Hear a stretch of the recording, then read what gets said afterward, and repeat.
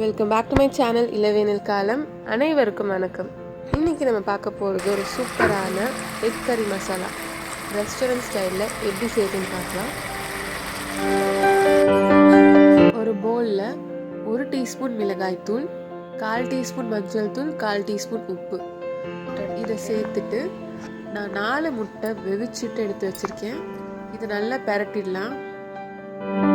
இதை நம்ம எண்ணெயில் தனியாக ஃபஸ்ட்டு ரோஸ்ட் பண்ண போகிறோம். அதனால இந்த மாதிரி மசாலா போட்டு பெரட்டி எடுத்து வச்சுக்கலாம்.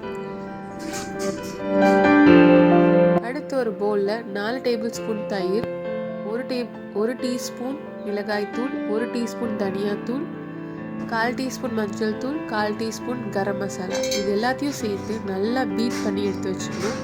தயிர் திரியாக இல்லாமல் நல்லா இந்த மசாலா கூட ஈவனாக மிக்ஸ் ஆகியிருக்கணும். நம்ம தயிர் எடுத்துக்கலாம், அப்படி இல்லைனா யோகர்ட் கூட எடுத்துக்கலாம். இந்த தயிர் நல்லா ஃபுல்லாக மிக்ஸ் ஆகியிருக்கணும். இந்த மாதிரி மிக்ஸ் பண்ணி எடுத்து வச்சுக்கலாம். இப்போ நம்ம மசாலா ரெடி பண்ணுறதுக்கு ஒரு நான்ஸ்டிக் கடாயில் 1 டீஸ்பூன் ஆயில் ஆட் பண்ணியிருக்கேன். இதில் நம்ம மசாலா போட்டு பெரட்டி வச்சுருந்த அந்த முட்டையை ஆட் பண்ணலாம். இந்த முட்டையை நல்லா ரோஸ்ட் பண்ணணும். 1லேருந்து 2 நிமிஷம் இதை ரோஸ்ட் பண்ணால் போதும்.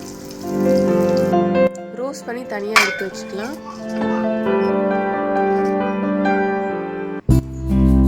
அதே கடாயில் கொஞ்சமாக எண்ணெய் ஊற்றிருக்கேன்.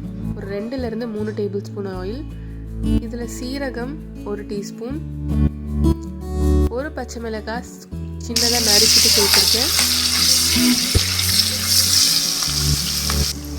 2 மீடியம் சைஸ் ஆனியன் பொடியாக நறுக்கிட்டு சேர்த்துருக்கேன். இந்த ஆனியன் நல்லா வதங்கி வரும். வெங்காயம் நல்லா வதங்கின பிறகு நம்ம இடித்து வச்ச பூண்டு, இஞ்சி, 10 பல் பூண்டு, 2 துண்டு இஞ்சி இதை இடிச்சிட்டு நான் சேர்த்துருக்கேன். ஒரு பெரிய சைஸ் தக்காளியை மிக்சர் கிரைண்டரில் அரைச்சிட்டு நான் சேர்த்துருக்கேன். இந்த ரா ஸ்மெல் போகிற வரைக்கும் நல்லா வதக்கி வேணும்.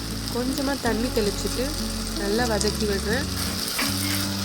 நல்லா எண்ணெய் பிரிஞ்சு வந்த பிறகு நம்ம தயிர் மசாலா இந்த பேஸ்ட்டை ஆட் பண்ணலாம். ஆட் பண்ணிவிட்டு நல்லா மிக்ஸ் பண்ணலாம். இந்த கிரேவியோட இந்த தயிர் மசாலா நல்லா மிக்ஸ் ஆன பிறகு கொஞ்சமாக தண்ணி ஆட் பண்ணுறேன். நான் 1 டம்ளர் தண்ணி ஆட் பண்ணுறேன். ஆட் பண்ணிவிட்டு நம்ம மூடி போட்டு கொஞ்ச நேரம் கொதிக்க விடலாம். சிம்மில் வச்சிடலாம். 5 நிமிஷம் கழித்து திறந்து பார்த்தீங்கன்னா நல்லா எண்ணெய் பிரிஞ்சு வந்திருக்கும். இந்த ஸ்டேஜில் நம்ம ஆல்ரெடி ஃப்ரை பண்ணி வச்சுருந்த முட்டையை இந்த மாதிரி கத்தியில் கீறிட்டு நம்ம ஆட் பண்ணலாம்.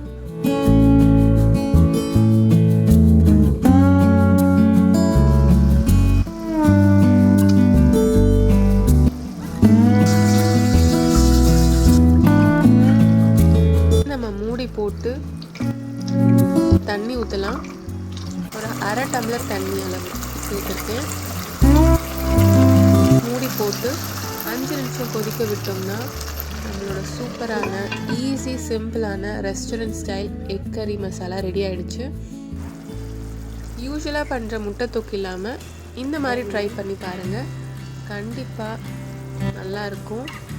இது சப்பாத்தி கூட ஒரு சூப்பரான காம்போ. பட் நான் இன்னைக்கு பூரியோட நான் இதை சாப்பிட்டேன். இது சப்பாத்தி கூட ஒரு நல்ல காம்போ.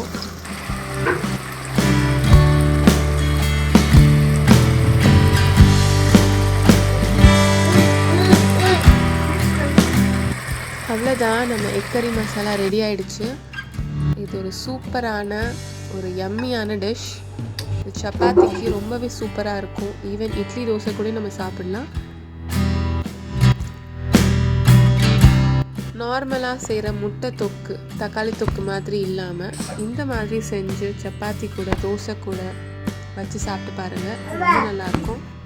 நான் இன்னைக்கு பூரியோட இதை காம்போவாக சாப்பிட்டேன். ரொம்ப சூப்பராக இருந்துச்சு டேஸ்ட். நம்ம ரெஸ்டாரண்ட் ஸ்டைல் எக் கறி மசாலா பூரி ரெடி ஆகிடுச்சு. இந்த காம்போ, இந்த எக் கறி மசாலா உங்களுக்கு பிடிச்சிருந்தா லைக் பண்ணுங்கள், ஷேர் பண்ணுங்கள், கமெண்ட் பண்ணுங்கள். இளவேனில் காலம் யூடியூப் சேனலை சப்ஸ்கிரைப் பண்ணுங்கள். தேங்க்ஸ் ஃபார் வாட்சிங்.